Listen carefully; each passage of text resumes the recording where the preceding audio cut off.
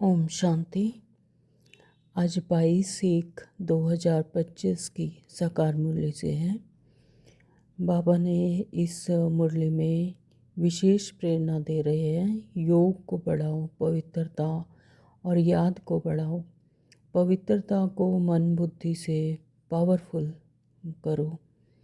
यह है, बाबा ने बताया कि यह है अनादि बना बनाया ड्रामा है। पवित्रता और योग की कशिश के आधार पर तुम सब वर्षा ले रहे हो। आत्माएं तुम्हारे पास खिंचती आएंगी। इसी कशिश के आधार पर आत्माएं तुम्हारे पास खिंचती आएंगी। बाबा ने बताया वास्तव में आदि सनातन तो देवी देवता धर्म ही है। बाबा ने कहा कि बाबा के डायरेक्शन से ही यह चित्र आदि बनाए जाते हैं। बाप कहते हैं तुमको गुये गुये बातें नित्य सुनाता हूँ। तो जब विनाश शुरू होता है तो तुम बच्चों को पास्ट की सारी हिस्ट्री मालूम होगी। तुम जानते हो अभी उस नई दुनिया यानी सतयुग की दुनिया में चलना जरूर है। पवित्र बनने से कशिश होती है। जितना योग में रहेंगे उतना कशिश होगी। बाबा ने कहा निराकार बाप कहते हैं मामिकम याद करो। इस बात पर ही सारा मदार है। जितना तुम योग में मजबूत रहेंगे उतना हारेंगे नहीं। विजय माला का दाना बनना है तो पुरुषार्थ भी बहुत चाहिए। आगे चल और भी तुमको साक्षात्कार होता रहेगा। योग बल ही ढाल है। कोई कुछ कर नहीं सकेंगे। देही अभिमानी को कोई कुछ भी कर नहीं सकेंगे। इसलिए कोशिश करनी है कि देही अभिमानी बनने की। अभी तुमको मिलती है ईश्वरीय मत। ईश्वर आकर घराना ही स्थापन करते हैं। बाबा ने कहा गीता से ब्राह्मण कुल भी बनता है, सूर्यवंशी चंद्रवंशी कुल भी बनता है। जो अच्छी रीति पढ़ते हैं वही फिर पास विद ऑनर होते हैं। तो बुद्धि बाप के साथ होगी तो फिर अंतमति सोगति हो जाएगी। धारणा में बाबा ने कहा विजय माला का दाना बनने के लिए बहुत अच्छा पुरुषार्थ करना है। योग ही सेफ्टी की ढाल है। वरदान में बाबा ने कहा विशेष शब्द की स्मृति द्वारा संपूर्णता की मंजिल को प्राप्त करने वाले स्वप्रवर्तक भव। स्लोगन में बाबा ने कहा विघ्नों से घबराने की बजाय पेपर समझकर उन्हें पार करो। तो सुनते हैं आज की मुरली। बाबा कहते मीठे बच्चे, हाँ जी बाबा, यह अनादि बना बनाया ड्रामा है। यह क्या है? अनादि बना बनाया ड्रामा। ड्रामा एक्यूरेट है, ड्रामा पर निश्चय है। यह बहुत अच्छा बना हुआ है। इसके पास्ट, प्रेजेंट और फ्यूचर को तुम बच्चे अच्छी तरह जानते हो। जब परमपिता परमात्मा ने हमें आकर ज्ञान दिया और इसका आदि मध्य अंतर समझाया, तो अब हम बच्चों को इसका पास्ट, प्रेजेंट और फ्यूचर अब हम अच्छी तरह से जानते हैं। और ये क्या है? अनादि बना बनाया ड्रामा। बिल्कुल एक्यूरेट बना हुआ है। ड्रामा पर पूरा निश्चय है। यह बाबा कहते कि यह बहुत अच्छा बना हुआ है। प्रश्न किया है कि किस कशिश के आधार पर सभी आत्माएं तुम्हारे पास खिंचती हुई आएंगी। कशिश यानी अट्रैक्शन। किस अट्रैक्शन के आधार पर सभी आत्माएं, जो बाकी आत्माएं हैं, तो वह भी ज्ञान की तरफ कैसे खिंचती हुई आएंगी? उत्तर दिया बाबा ने पवित्रता और योग की कशिश के आधार पर। पवित्रता और योग में कशिश होता है तो उसके आधार पर ही सभी आत्माएं खिंचती हुई आएंगी। इसी से ही तुम्हारी बुद्धि वृद्धि होती जाएगी। आगे चलकर बाप को फट से जान जाएंगे। देखेंगे इतने ढेर सब वर्षा ले रहे हैं तो बहुत आएंगे। जितनी देरी होगी उतनी तुम्हारे में कशिश होती जाएगी, यानी प्योरिटी और योग बढ़ता ही जाएगा। तो ओम शांति बाबा। रूहानी बच्चों को यह तो मालूम है कि हम आत्माएं परमधाम से आती हैं, बुद्धि में है ना, तो है ना सभी को कि रूहानी बच्चों को तो यह मालूम है कि सभी आत्माएं कहाँ से आई। हमारा आत्माओं का अपना घर कौन सा है? परम धाम। तो परम धाम से ही आती हैं इस सृष्टि चक्कर में अपना पार्ट प्ले करने के लिए। तो जब सभी आत्माएं आकर के पूरी होती हैं, बाकी थोड़े रहते हैं, वहाँ से आत्माएं आती हैं तो अपने अपने टाइम पर उतरती हैं और इस सृष्टि चक्कर में इस दुनिया में अपना पार्ट प्ले करने के लिए ड्रामा अनुसार आती हैं। तब बाप आते हैं। अभी तुम बच्चों को कोई को भी समझाना बहुत सहज है। दूर देश का रहने वाला सबसे पिछाड़ी में आते हैं, बाकी थोड़ी रहते हैं। अभी तक भी वृद्धि होती रहती है ना, तो अभी तक भी आत्माएं आ रही हैं। तो यह भी जानते हो, बाप को कोई भी जानते नहीं हैं तो फिर रचना और आदि मध्य अंत को कैसे जान सकते हैं? रचना को कैसे जानेंगे जब रचयिता को ही नहीं जाते? यानी बाप क्या है? क्रिएटर हैं, रचनाकार हैं। तो बाप को जानते नहीं तो फिर रचना को कैसे जानेंगे? आदि मध्य अंत का कैसे जानेंगे? बाबा कहते। तो यह बेहद का ड्रामा है ना। तो ड्रामा के एक्टर्स को मालूम होना चाहिए, जैसे हद के एक्टर्स को भी मालूम होता है फलाने फलाने को यह पार्ट मिला हुआ है। जो चीज़ पास्ट हो जाती है फिर उनका ही फिर छोटा ड्रामा बनाते हैं। तो स्थूल में भी जो चीज़ हो चुकी होती है उसके कहानी के आधार पर ही, जो पास्ट में हो चुका है उसके आधार पर ही पार्ट मिलता है और फिर उसका एक छोटा ड्रामा बनाते हैं। तो फ्यूचर का तो बना ना सके, जो चीज़ हुई नहीं, जिसका पता ही नहीं, तो उसको तो कैसे बना सकते हैं? तो पास्ट जो हुआ है उसे लेकर फिर और कुछ कहानियाँ भी बनाकर ड्रामा तैयार करते हैं, तो वही सबको दिखाते हैं। फ्यूचर को तो जानते ही नहीं, फ्यूचर में क्या होना है ये तो नहीं पता, लेकिन पास में जो हुआ है उससे कुछ कहानियाँ लेकर, किस्से कहानियाँ लेकर फिर ड्रामा तैयार होता है। तो अभी तुम समझते हो बाप आया है, स्थापना हो रही है, हम वर्षा पा रहे हैं। तो जो जो आते रहते हैं उनको हम रास्ता बताते हैं देवी देवता पद पाने के लिए। तो यह देवताएं इतना ऊंच बने, इतना ऊंच बने, बाबा कहते हैं यह देवताएं इतना ऊंचे बने यह भी किसी को पता नहीं है। वास्तव में आदि सनातन तो देवी देवता धर्म ही है। क्या कहा बाबा ने कि वास्तव में जो आदि सनातन धर्म कहते हैं वो कौन है? देवी देवता धर्म ही है। तो अपने धर्म को भूल जाते हैं, तो कह देते हैं हमारे तो सब धर्म है, यानी अपने धर्म का ही नहीं पता, अपनी ही समृद्धि नहीं है, तो कह देते हैं कि हमारे लिए तो सब धर्म एक ही है। तो अब तुम बच्चे जानते हो कि बाबा हमको पढ़ा रहे हैं। बाप के डायरेक्शन से ही चित्र आदि बनाए जाते हैं, यानी बाबा टचिंग देते हैं, डायरेक्शन देते हैं, तो फिर उसके अनुसार ही चित्र बनाया जाता है। जैसे गोले का चित्र, सीढ़ी का चित्र ज्ञान में बनाए जाते हैं। तो फिर बाबा ने ब्रह्मा बाबा के थ्रू इनको एडिशन करवाते रहते थे। तो यानी उनके डायरेक्शन से, उनकी टचिंग से ही ये चित्र बने हैं। तो बाबा दिव्य दृष्टि से चित्र बनवाते थे।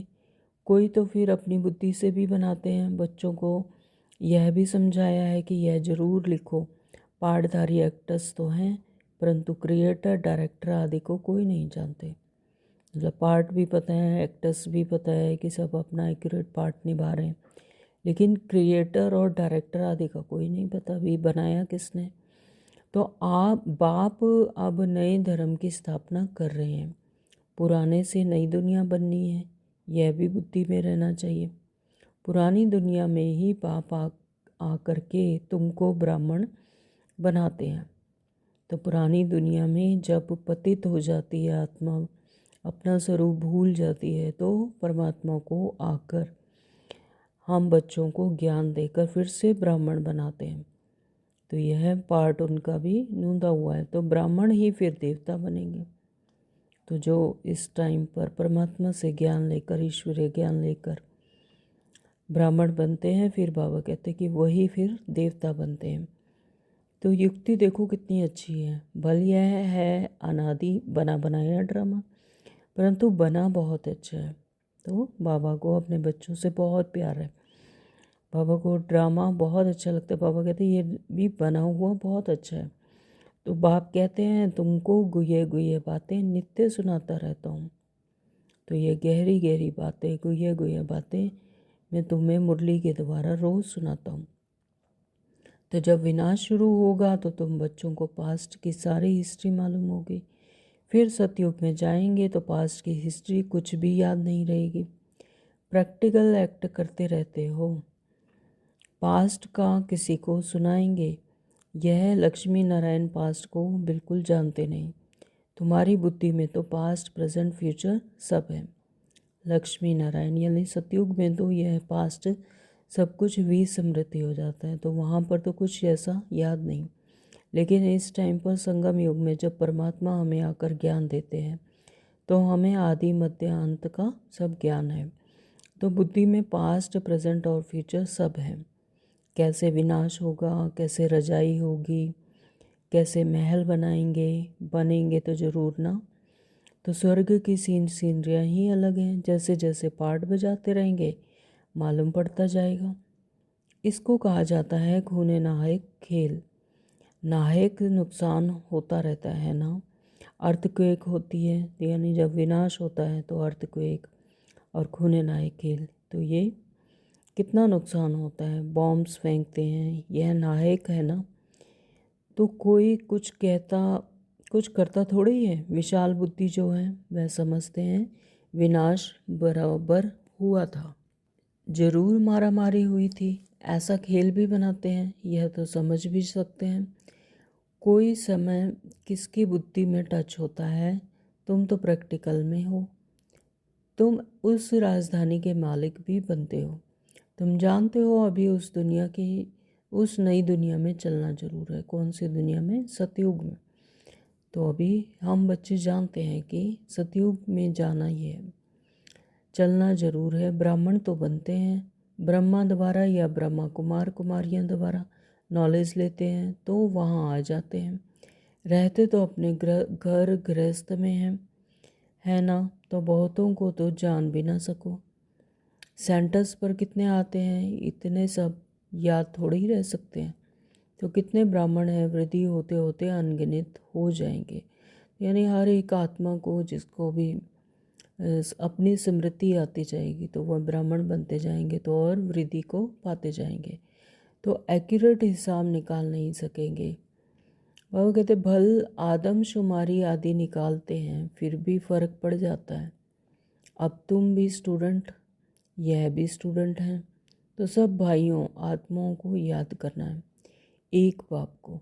तो सभी को आत्मा का परमात्मा ही पिता है, परम आत्मा ही हम सब आत्माओं के पिता हैं। तो उस नाते हम सब क्या हैं? भाई भाई। तो सब भाइयों को याद करना है, एक बाप को। छोटे बच्चों को भी सिखलाया जाता है बाबा बाबा कहो, तो यह भी तुम जानते हो।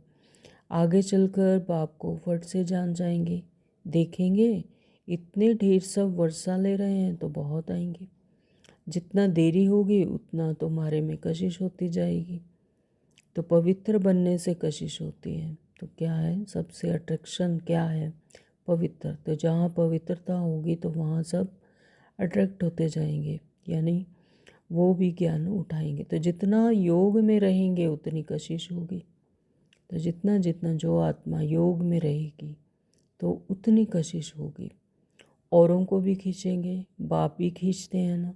यानी आत्मिक स्वरूप में जितना जितना आत्मा रहेगी और परमात्मा के साथ कंबाइंड स्वरूप में रहेगी तो बाकी आत्माओं को भी उनका आत्मिक स्वरूप याद आएगा, उनका अपना सत्य स्वरूप याद आएगा, तो वह भी परमात्मा की तरफ खींचते आएंगे। तो बहुत वृद्धि को पाते रहेंगे। उसके लिए युक्तियाँ भी रची जा रही हैं। गीता का भगवान कौन? श्री कृष्ण को याद करना तो बहुत सहज है, क्योंकि श्री कृष्ण देहधारी है। तो देहधारियों को, देहधारी को याद करना तो बहुत सहज है, लेकिन बिंदी को याद करना मुश्किल है। तो लेकिन परम पिता परमात्मा क्या है? बिंदु स्वरूप, निराकार, प्रकाश स्वरूप। तो बाबा कहते हैं कि उनको याद करना सहज है, श्री कृष्ण को, क्योंकि देहधारी को सहज ही याद कर सकते हैं। वह तो साकार रूप है ना। निराकार बाप कहते हैं माँ में कम याद करो, लेकिन यहाँ किसको याद करना है? निराकार बाप को।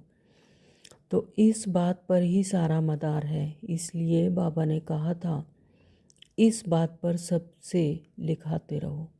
बड़ी बड़ी लिस्ट बनाएंगे तो मनुष्यों को पता पड़ेगा। बाबा कहते हैं कि बड़ी बड़ी लिस्ट बनाएंगे तो मनुष्यों को पता पड़ेगा। तुम ब्राह्मण जब पक्के निश्चय बुद्धि पर होंगे, झाड़ वृद्धि को पाता रहेगा। सबसे पहले क्या है? हम ब्राह्मणों को निश्चय बुद्धि, ड्रामा पर निश्चय, परिवार पर निश्चय, और आत्मिक अपनी स्मृति पर निश्चय, परमात्मा पर निश्चय, तब झाड़ वृद्धि को पाता रहेगा। माया के तूफान भी पिछाड़ी तक चलेंगे। तो माया भी अपनी तरफ से पूरा, उसका भी पूरा पॉम्प शो है, तो माया भी अपनी तरफ खींचती है। तो बाबा कहते हैं कि माया के तूफान भी पिछाड़ी तक आते रहेंगे, चलेंगे, लास्ट टाइम तक आते ही रहेंगे। तो विजय पाली, फिर ना पुरुषार्थ रहेगा ना माया रहेगी। जब आत्मा अपने आत्मिक स्वरूप में टिक गई तो फिर माया ना अटैक नहीं कर पाएगी, तो फिर उसका तूफान ख़त्म हो जाएगा। तो यानी विजय पाली, फिर ना पुरुषार्थ रहेगा ना माया, तो फिर मेहनत भी नहीं रहेगी। आत्मिक स्वरूप में रहने की ही मेहनत है। जब आत्मिक स्वरूप की स्मृति आ गई, उसमें टिक गए, है ना, तो विजय पाली, तो फिर ना पुरुषार्थ, ना मेहनत रहेगी, ना माया रहेगी। तो याद में ही बहुत करके हारते हैं। तो जितना तुम योग में मजबूत रहेंगे तो उतना हारेंगे नहीं। तो सबसे बड़ा क्या है? याद। तो जितना जितना आत्मा योग में रहेगी, याद में रहेगी, तो मजबूत होती चली जाएगी, फिर हारेंगे नहीं। तो यह राजधानी स्थापन हो रही है। बच्चों को निश्चय है कि हमारी रजाई होगी, फिर हम हीरे जवाहरात कहाँ से लाएंगे, खानियाँ सब कहाँ से आएंगी। तो यह सब थे तो सही ना, इसमें मूंझने की तो बात ही नहीं है। जो होना है सो प्रैक्टिकल में देखेंगे। स्वर्ग बनना तो ज़रूर है। तो अच्छी रीति पढ़ते हैं, उनको निश्चय रहेगा हम जाकर भविष्य में प्रिंस बनूंगा, हीरे जवाहरातों के महल होंगे। तो यह निश्चय भी सर्विसेबल बच्चों को ही होगा, यानी ड्रामा पर पूरा पूरा निश्चय। तो सर्विसेबल बच्चे होंगे, उनको ड्रामा पर ऐसा निश्चय होगा। तो जो कम पद पाने वाले होंगे उनको तो कभी ऐसे ऐसे ख्याल आएंगे भी नहीं कि हम महल आदि कैसे बनाएंगे। जो बहुत सर्विस करेंगे वही महलों में जाएंगे ना। तो दास दासियाँ तो तैयार मिलेंगे। सर्विसेबल बच्चों को ही ऐसे ऐसे ख्याल आएंगे। तो बच्चे भी समझते हैं कौन कौन अच्छी सर्विस करने वाले हैं। हम तो पढ़े हुए हैं, पढ़े हुए के आगे भरी ढोएंगे। जैसे यह बाबा है, बाबा को ख्यालात रहती है ना, बूढ़ा और बालक समान हो गया, इसलिए इनकी एक्टिविटी भी बचपन मिसल होती है।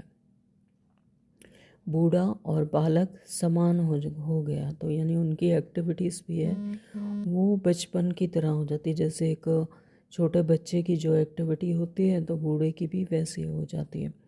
तो यानी बाबा की तो एक ही एक्ट है, बच्चों को पढ़ाना और सिखलाना। विजय माला का दाना बनना है तो पुरुषार्थ भी बहुत चाहिए। अगर विजय माला में आना है, विजय माला का दाना बनना है, तो बाबा कहते हैं फिर पुरुषार्थ भी बहुत करना है, मेहनत करनी है, पुरुषार्थ करना है, बहुत मीठा बनना है। श्रीमत पर चलना पड़े तभी ऊंचे बनेंगे। यह तो समझ की बात है ना। तो बाप कहते हैं हम तो सुनाते हैं, उस पर जज करो। आगे चल और भी तुमको साक्षात्कार होता रहेगा। आगे चलते चलते जैसे ही ज्ञान उठाते जाएंगे, ज्ञान धारण करते जाएंगे, तो बाबा कहते हैं तुमको साक्षात्कार होता रहेगा। नज़दीक आते रहेंगे तो याद आती रहेगी, 5000 वर्ष हुए हैं अपनी राजधानी से लौटे हैं। 84 जन्मों का चक्कर लगाकर आए हैं। जैसे वास्को डी गामा के लिए कहते हैं वर्ल्ड का चक्कर लगाया। जैसे कहते हैं कि वास्को डी गामा ने मतलब पूरे वर्ल्ड का चक्कर लगाया, तो ऐसे ही अब हम 84वें जन्म में चक्र का पूरे जन्मों का 84 जन्मों का चक्कर लगाकर आए हैं। तुमने इस वर्ल्ड में 84 का चक्कर लगाया है। वो वास्को डी गामा एक गया ना, यह भी एक है, तो तुमको 84 जन्मों का राज समझाते हैं। तो उन्होंने तो पूरे वर्ल्ड का स्थूल में चक्कर लगाया, लेकिन हम 84 जन्मों का चक्कर लगाते। तो ये बाबा कहते हैं यह भी राज है, राज के समझने की बात है। डायनास्टी चलती है तो अपने अंदर देखना है हमारे में कोई देह अभिमान तो नहीं है। यानी देह अभिमान इस ड्रामा में हम इस तन में पांचों तत्वों में आकर ड्रामा प्ले कर रहे हैं, तो इसको अपने अंदर ही देखना है कि फ़र्क तो नहीं हो जाता है, कहाँ बिगड़ते तो नहीं हैं, तो देह अभिमान तो नहीं आ जाता। तो यह चेकिंग अपनी करनी है। तुम योग बल में होंगे तो शिव बाबा को याद करते रहेंगे, तो तुमको कोई भी चमाट आदि मार नहीं सकेंगे। तो जैसे जैसे परमात्मा के सानिध्य में रहती है आत्मा, तो फिर माया ये कुछ भी बाबा कहते कि चमाट आदि मार नहीं सकेंगे, यानी इनसे दिल शिकस्त नहीं हो पाएंगे, ये इन प्रभावहीन हो जाएंगे, इससे कोई भी प्रभाव नहीं होगा। तुम योग बल में होंगे, शिव बाबा को याद करते रहेंगे, तो कोई भी चमाट आदि मार नहीं सकेंगे। बाबा कहते योग बल ही ढाल है। सबसे बड़ी ढाल क्या है? योग बल। योग बल का ढाल है तो बच जाएंगे, तो कोई कुछ भी कर नहीं सकेंगे। अगर कोई चोट खाते हैं तो ज़रूर देह अभिमान है। अगर कोई किसी को किसी चीज़ का प्रभाव पड़ता है देह में आकर, तो इसका मतलब है कि वह देह अभिमान में है ना। देही अभिमानी में तो कोई चोट कोई मार ना सके। अगर आत्मिक स्वरूप में होंगे, आत्मिक स्थिति में होंगे, परमात्मा के सानिध्य में होंगे, तो फिर किसी भी चीज़ का प्रभाव नहीं पड़ेगा। प्रभाव कब पड़ेगा? जब देह अभिमान में होंगे, देह में होंगे। तो भूल अपनी ही होती है, विवेक ऐसा कहता है। वह क्या कह रहे हैं कि भूल अपनी होती है, कि विवेक ऐसा कहता है देही अभिमानी को कोई कुछ भी कर नहीं सकेंगे, इसलिए कोशिश करनी है कि देही अभिमानी बनने की। तो यानी जितना जितना देही अभिमानी स्थिति में, आत्मिक स्थिति में रहेंगे, तो ये सब चीज़ें उस पर कोई असर नहीं होगा, प्रभाव नहीं करेगा, कोई चोट नहीं मार सकेगा। तो सबको पैगाम भी देना है। तो भगवानुवाच मन मना भव। तो भगवानुवाच है मन मना भव, मन को मुझे समर्पण कर दो। तो कौन सा भगवान? यह भी तुम बच्चों को समझाना है। तो बस इस एक ही बात में तुम्हारी विजय होनी है। सारी दुनिया में मनुष्यों की बुद्धि में श्री कृष्ण भगवानुवाच है। जब तुम समझाते हो तो कहते हैं बात तो बराबर है, परंतु जब तुम्हारे मुआफिक समझे तब कहें बाबा जो सिखलाते हैं वह ठीक है। तो यानी जो समझाया है तो बाबा कहते कि तुम्हारे मुआफिक वो भी समझे कि बाबा ने जो सिखलाया वह बिल्कुल ठीक है। श्री कृष्ण थोड़ी कहेंगे कि मैं ऐसा हूँ, मेरे को कोई जान नहीं सकते, है ना। वो तो क्या है, वो भी दे में है। First Prince of the world है, और गॉड की सबसे सर्वश्रेष्ठ रचना है। लेकिन वो ऐसे नहीं कह सकते कि मैं ऐसा हूँ, मेरे को कोई जान नहीं सकता ना। तो श्री कृष्ण को तो सब जान लेंगे, तो उनको तो सब जान सकते हैं। ऐसे भी नहीं कि श्री कृष्ण के तन से भगवान कहते हैं कि श्री कृष्ण के तन में आकर भगवान हमें ज्ञान समझाते हैं, ऐसा भी नहीं कहते। ब्रह्मा बाबा के तन में आकर भगवान समझाते हैं, ना कि श्री कृष्ण के। वो क्या है? क्रिएशन ऑफ अ गॉड नहीं। तो श्री कृष्ण तो होता ही है सतयुग में, वहाँ कैसे भगवान आएंगे? तो ऐसा सतयुग में तो भगवान परमात्मा के आने की दरकार ही नहीं, वहाँ पे ज़रूरत ही नहीं। तो परमात्मा कहाँ आते हैं? संगम युग में, कलयुग के अंत में, जब हम आत्माएं अपने अपने वास्तविक स्वरूप को भूल जाती हैं तब परमात्मा आते हैं। तो यह नूंद है। तो सतयुग में तो परमात्मा आते ही नहीं, तो वहाँ कैसे भगवान आएंगे? भगवान तो आते ही हैं पुरुषोत्तम संगम युग पर, जब यह हमारा कमाई का समय, पुरुषोत्तम पुरुषार्थ करने का समय, संगम युग, तब परमात्मा आते हैं अपने बच्चों को फिर से पतित से पावन बनाकर वापस अपने घर ले जाने के लिए। तो तुम बच्चे बहुतों से लिखाते जाओ, तुम्हारी ऐसी बड़ी चौपड़ी छपी हुई होनी चाहिए, उसमें सबकी लिखत हो। जब देखेंगे यह तो इतने सब ने ऐसे लिखा है तो खुद भी लिखेंगे। तो हम आत्माओं को यह ऐसा स्वभाव है ना। रावण राज्य में भी ऐसा स्वभाव है कि जो सब करते हैं तो वो उनको देखकर फिर हम भी करते हैं। तो बाबा कहते हैं कि सबसे लिखित में लिखवाओ, तो जब देखेंगे कि सबने इतना, सभी ने लिखा है तो फिर वह खुद भी लिखेंगे, तो फिर तुम्हारे पास बहुतों की लिखित हो जाएगी। तो गीता का भगवान कौन? ऊपर में भी लिखा हुआ हो कि ऊंचते ऊंच बाप ही है। श्री कृष्ण तो ऊंचते ऊंच है नहीं, वह कह ना सके कि मामे कम याद करो। ब्रह्मा से ही ऊंचते ऊंच भगवान है ना। तो मुख्य बात ही यह है कि जिसमें सबका दिवाला निकल जाएगा। बाबा कहते कि बाबा कोई ऐसे नहीं कहते कि यहाँ बैठना है, यहीं नहीं रहना, यहीं नहीं बैठना है। नहीं, सद्गुरु को अपना बनाए फिर अपने घर में जाकर रहो। बाबा ऐसे नहीं कहते कि इसी दुनिया में रहना, कि मैं ऐसा कोई शक्ति देता हूँ कि यहीं पर रहना, फिर नहीं।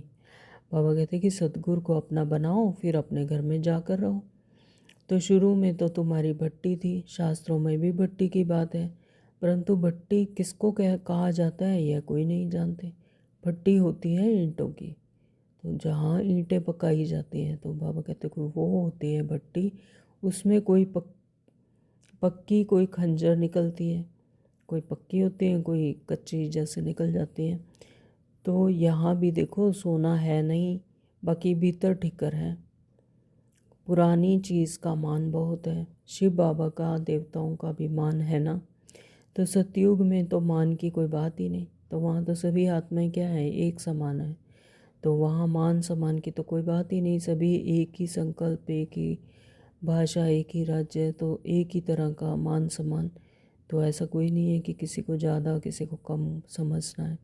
तो सतयुग में तो बाबा कहते हैं कि मान की कोई बात ही नहीं। वहाँ थोड़ी ही पुरानी चीज़ें बैठ ढूंढते हैं, वहाँ पुरानी चीज़ होते ही नहीं, सब कुछ नया ही होता है। तो वहाँ पेट भरा हुआ रहता है, तो वहाँ पर भूख जैसी चीज़ भी नहीं होती है।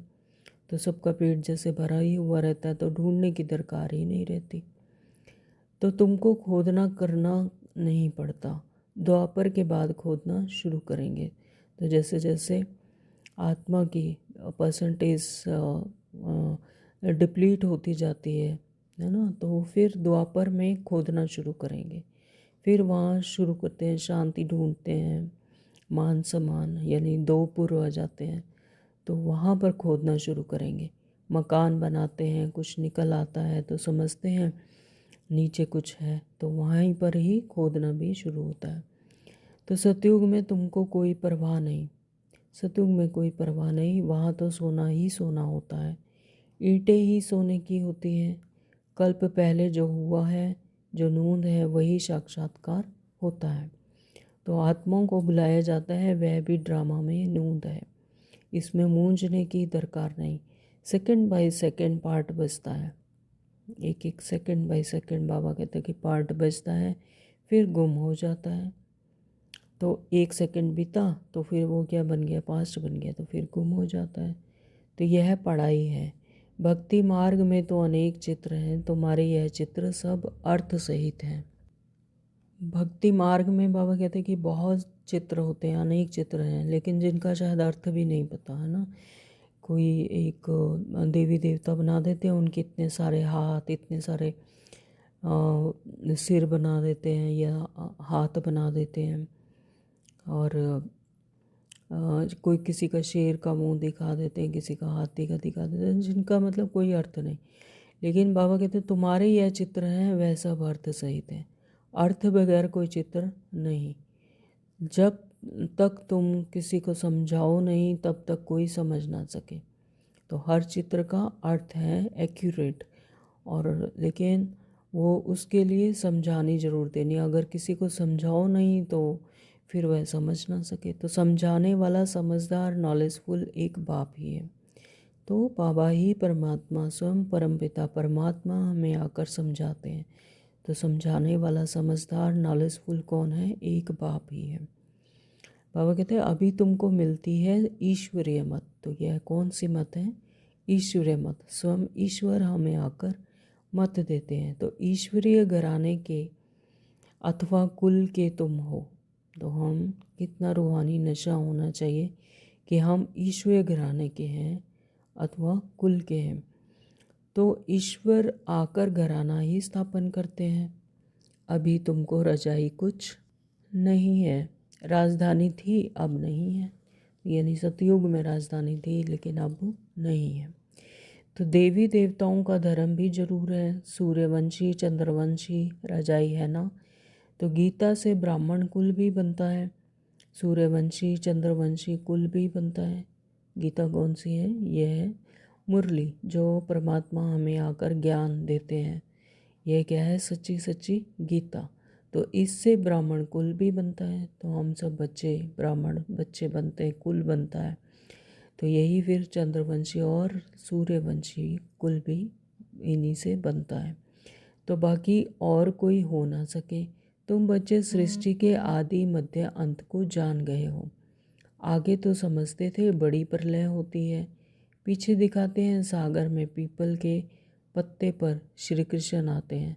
तो पहला नंबर तो श्री कृष्ण ही आते हैं ना, बाकी सागर की बात नहीं है। तो मतलब ऐसा दिखाया गया है कि सागर में पीपल के पत्ते पर श्री कृष्ण आते हैं, लेकिन ऐसा नहीं होता। यह सिर्फ समझाने की बात है, सिंबॉलिकल है कि पहला नंबर पर श्री कृष्ण श्री कृष्ण ही आते हैं। तो बाकी सागर की कोई बात नहीं। अभी तुम बच्चों को यह समझ बड़ी अच्छी आई है। खुशी भी उनको ही होगी जो रूहानी पढ़ाई अच्छी रीति पढ़ते होंगे। तो जैसे कोई चीज़ समझ आती है तो फिर खुशी होती है, आहा, है ना। तो खुशी भी उनको होगी जो रूहानी पढ़ाई अच्छी रीति पढ़ते होंगे। तो जो रूहानी पढ़ाई अच्छे से पढ़ेंगे तो उन्हें पढ़ाई अच्छी रीति समझ आएगी, तो फिर खुशी भी उन्हें ही होगी। तो जो अच्छी रीति पढ़ते हैं फिर वही पास विद ऑनर बनते हैं, पास विद ऑनर होते हैं। अगर कोई से दिल लगी हुई होगी तो पढ़ाई के समय भी वही याद आता रहेगा, तो बुद्धि वहाँ चली जाएगी। इसलिए पढ़ाई हमेशा ब्रह्मचर्य में होती है। यहाँ तुम बच्चों को समझाया जाता है कि एक बाप के सिवाय कहाँ भी बुद्धि नहीं जानी चाहिए, यानी बुद्धि एक्यूरेट मतलब पढ़ाई पर ही रहे और कंसंट्रेशन से पढ़ाई करनी चाहिए, बुद्धि इधर उधर ना जाए। तो यहाँ तुम बच्चों को समझाया जाता है कि एक बाप के सिवाय कहाँ भी बुद्धि नहीं जानी चाहिए। परंतु जानते हैं बहुतों को पुरानी दुनिया याद आ जाती है। तो देह भान में 63 जन्मों से इस देह में रहे तो वो फिर देह भान की यादें आ जाती हैं, तो दुनिया की बातें याद आ जाती हैं। तो फिर यहाँ बैठे भी सुनते भी नहीं। तो यहाँ बैठे भी लेकिन ज्ञान सुन रहे हैं, लेकिन कान खुले हैं, बैठे भी हैं, प्रेजेंट भी हैं, लेकिन फिर भी जैसे सुनते ही नहीं, समझ ही नहीं आ रहा कुछ भी। तो भक्ति मार्ग में भी ऐसे ही होते हैं। सत्संग में बैठे हैं लेकिन बुद्धि कहाँ कहाँ भागती रहती है। सत्संग में बैठे लेकिन घर की बातें याद आ रही, कहीं नलका ना खुला छोड़ा हो, कहीं कोई बच्चा वहाँ उधर आना था वो आया कि नहीं आया, यानी बुद्धि से वहाँ नहीं बैठे, बुद्धि से कहीं कॉन्शियसनेस कहीं और जा रही। तो यह तो बहुत बड़ा ज़बरदस्त इम्तिहान है। कोई तो जैसे बैठे हुए भी सुनते नहीं हैं, यानी कॉन्शियसनेस ही नहीं है, बैठे हुए हैं लेकिन शरीर से बैठे हुए हैं, कान खुले हैं, लेकिन कॉन्शियसनेस कहीं बुद्धि से इधर उधर घूम रहे हैं। तो कई बच्चों को तो खुशी होती है, सामने खुशी में झूलते रहेंगे, लेकिन जो बच्चे कॉन्शियसनेस से अपने सुनते हैं, मन बुद्धि को एकाग्र करके सुनते हैं और ज्ञान धारण करते हैं, तो फिर खुशी भी उन्हें ही होती है और वह जैसे सामने ही खुशी में झूलते रहेंगे। तो बुद्धि बाप के साथ होगी तो फिर अंतमति सोगति हो जाएगी, है ना। तो बाबा हर मुरली में कुछ ना कुछ ऐसा एग्जाम्पल देते हैं, बताते हैं कि बुद्धि बाप के साथ होगी। जो बड़े बड़े सन्यासी हैं और जो महात्मा जो कहा जाता है, शास्त्रों में भी बताया है, वो इतनी साधना करते हैं। वो किस लिए करते हैं कि अंतमति सोगति हो जाए। तो उस एक अंत के टाइम के लिए, उनकी मति की साधना के लिए वो इतना पुरुषार्थ करते हैं। तो इसीलिए बाबा कहते हैं कि चलते फिरते अपने कर्म में भी बुद्धि सिर्फ बाप के साथ लगी रहे, तब अंतमति सोगति हो जाएगी। इसके लिए बहुत अच्छा पुरुषार्थ करना है। यहाँ तो तुमको धन मिलता है, अच्छा, मीठे मीठे सिकलदे बच्चों प्रति माता पिता बाप दादा का याद प्यार और गुड मॉर्निंग। रूहानी बाप की रूहानी बच्चों को नमस्ते। हम रूहानी बच्चों के रूहानी बाप दादा को नमस्ते जी, नमस्ते जी, नमस्ते जी। शुक्रिया बाबा, आपका बहुत बहुत शुक्रिया। धारणा के लिए मुख्य सार बाबा ने कहा, विजय माला का दाना बनने के लिए बहुत अच्छा पुरुषार्थ करना, यानी इस पढ़ाई में, इस रूहानी पढ़ाई में विजय प्राप्त करना। विजय माला का दाना, सतयुग में जाने के लिए जो विजय माला बन रही है उसका दाना बनने के लिए बहुत अच्छा पुरुषार्थ करना है, यानी याद में रहना है। तो बहुत मीठा बनना है, श्रीमत पर चलना है और श्रीमत पर चलना है, श्रीमत पर चलकर बहुत मीठा बनना है। नंबर 2 बाबा ने बताया, योग ही सेफ्टी के लिए ढाल है। तो परमात्मा के साथ कंबाइंड रहकर परमात्मा की याद ही सेफ्टी के लिए ढाल है। इसलिए योग बल को जमा करना है। माया को हराना है तो इस ढाल को, योग की सेफ्टी का ढाल हमें रखना ही है। इसलिए योग बल जमा करना है। देही अभिमानी बनने की पूरी कोशिश करनी है। देही अभिमानी यानी आत्मिक स्थिति में रहने की, बनने की पूरी कोशिश करनी है। तो हमेशा ही आत्मिक स्मृति में रहकर ही अपने व्यवहारिक जीवन में भी देह की दुनिया में रहते हुए भी बुद्धि से परमात्मा की तरफ, परमात्मा की याद। वरदान दिया बाबा ने, विशेष शब्द की स्मृति द्वारा संपूर्णता की मंजिल को प्राप्त करने वाले स्वप्रवर्तक भव। विशेष कि हम हैं ही श्रेष्ठ पिता के विशेष बच्चे। तो विशेष शब्द जैसे ही स्मृति में आता है तो क्या मिलती है, संपूर्णता की मंजिल को प्राप्त करने वाले स्वपरिवर्तक। परिवर्तन किसका करना है, स्वयं का। स्वपरिवर्तक भव, सदा यही स्मृति में रहे कि हम विशेष आत्मा हैं, तो विशेष कार्य में नहीं के निमित्त हैं और विशेषता दिखाने वाले हैं। तो 3 बातें याद रखनी है कि हम विशेष आत्मा हैं, विशेष कार्य के निमित्त हैं और विशेषता दिखाने वाले हैं। तो यह विशेष शब्द विशेष याद रखो। तो बोलना भी विशेष है, देखना भी विशेष है, करना भी विशेष है, यानी मनसा वाचा कर्मणा से हम विशेष, सोचना भी विशेष। हर बात में यह विशेष शब्द लाने से सहज ही स्वपरिवर्तक सो विश्व परिवर्तक बन जाएंगे। स्वपरिवर्तक ही विश्व परिवर्तक बन जाएंगे और जो संपूर्णता को प्राप्त करने का लक्ष्य है उस मंजिल को सहज ही प्राप्त कर लेंगे। एक छोटी सी कहानी थी इसके लिए, स्वपरिवर्तक के लिए, कि एक छोटा बच्चा था। वो सोचता था कि मैं पूरे विश्व को परिवर्तन कर दूंगा, मैं विश्व में ये करूंगा वो करूंगा, ऐसे समझता था। तो उसने कोशिश भी की, तो लेकिन धीरे धीरे जैसे जैसे वो थोड़ा यंग एज में आया तो उसे लगा कि यह तो मुश्किल है, ऐसा तो नहीं हो सकता। तो उसने क्या किया, अपने राज्य को, अपने देश को परिवर्तन करने की कोशिश की कि तो मैं तो ये परिवर्तन कर सकता हूँ, वो कर सकता हूँ। लेकिन धीरे धीरे उसमें भी जैसे उसे असफलता मिली तो फिर उसने सोचा कि मैं अपने गाँव को ही परिवर्तन करूँगा, तो फिर वो अपने गाँव को परिवर्तन करने में लगा, लेकिन उसे भी उसमें कोई विशेष उसको सफलता नहीं मिली। फिर धीरे धीरे क्या होता है कि वो सोचते हैं कि मैं अपने घर के लोगों को ही परिवर्तन कर कर सकता हूँ। तो वो उसमें भी उसको सफलता नहीं मिली, करते करते उसकी उम्र बीत गई।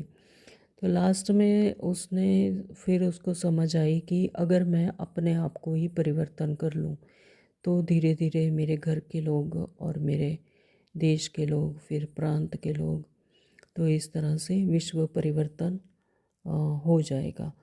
तो सबसे पहले तो यही है कि सबसे पहले स्वयं को परिवर्तन करना। तो जो स्वयं को परिवर्तन कर लेता है, फिर बाबा ने भी कहा कि स्व परिवर्तक सो विश्व परिवर्तक बन जाएंगे, और जो संपूर्णता को प्राप्त करने का लक्ष्य है उस मंजिल को भी सहज ही प्राप्त कर लेंगे। स्लोगन दिया बाबा ने, विघ्नों से घबराने के बजाय पेपर समझकर उन्हें पार करो। विघ्नों से घबराने के बजाय, विघ्न कब आते हैं? जब हम अपने देह अभिमान में, देह भान में होते हैं, जब ज्ञान स्वरूप नहीं होते हैं तब विघ्न आते हैं। तो जैसे ही आत्मिक स्वरूप में टिक जाते हैं, आत्मिक स्वरूप में अपने रहेंगे, तो विघ्न भी क्या लगेगा? एक खेल लगेगा। तो बाबा कहते हैं पेपर समझकर उन्हें पार कर लो, मनोरंजन, फिर वो क्या हो जाएगा? विघ्न मनोरंजन हो जाएगा। तो आत्मिक स्वरूप में रहकर विघ्नों को ऐसे पार करो जैसे कि मनोरंजन होता है। आज अव्यक्त इशारे दिए हैं बाबा ने, अपनी शक्तिशाली मनसा द्वारा सकाश देने की सेवा करो। अभी मनसा की क्वालिटी को बढ़ाओ तो क्वालिटी वाली आत्माएं समीप आएंगी। जैसे जैसे मनसा की क्वालिटी बढ़ती जाएगी तो क्वालिटी वाली ही आत्माएं समीप आएंगी। तो इसमें डबल सेवा है, स्व की भी और दूसरों की भी। तो स्व के लिए अलग मेहनत नहीं करनी पड़ेगी, प्रारब्ध प्राप्त है ऐसी स्थिति अनुभव होगी। तो इस समय की श्रेष्ठ प्रारब्ध है सदा स्वयं सर्व प्राप्तियों से संपन्न रहना और सबको संपन्न बनाना। Om Shanti. Thank you Baba.